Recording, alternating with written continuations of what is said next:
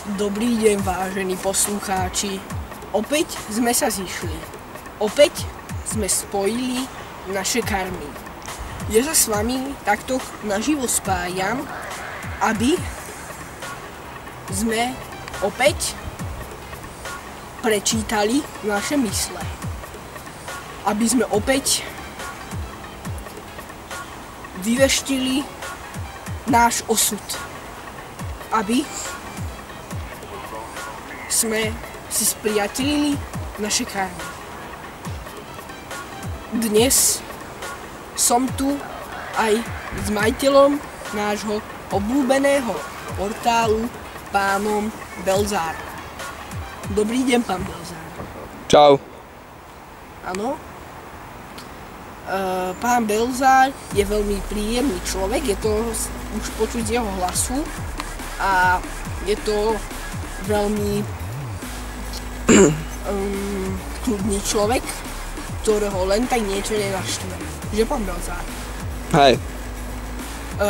Ja by som vás touto cestou rád veľmi pozdravil a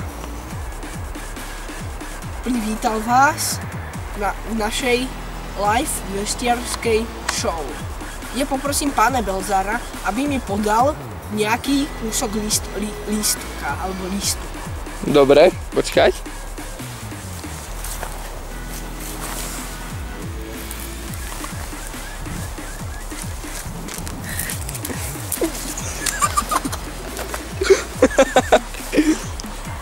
No dobre, teraz už vážne.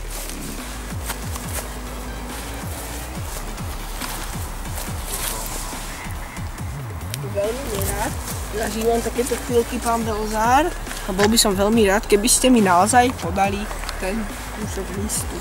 Takže máme tu kúsok listu. Dá sa z neho vyveštiť niekomu blízkému pri nás. Takže, pán Belzár, keď sa pozeráte na tento lístok, čo vidíte? List. Ale čo v ňom vidíte? Čo si predstavíte, keď nám povie niekto, keď vám niekto povie slovo list? Semafor. Aha. Prečo semafor práve? Pretože na semafore svieti zelená. A list je akej farby? Zelenej.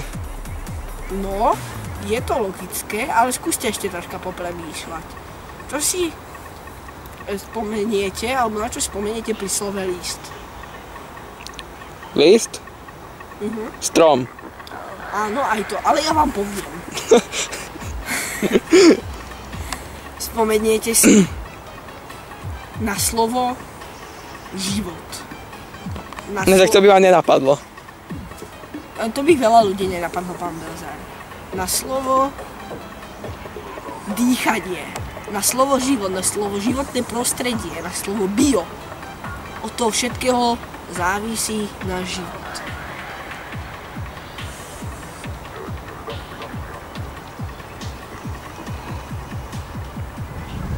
A tie listy sú aj veľmi chutné. Pretože, ale iba niektoré. A ja sa týmto s vami lúčim a dúfam, že sa ešte najbližšie uvidíme.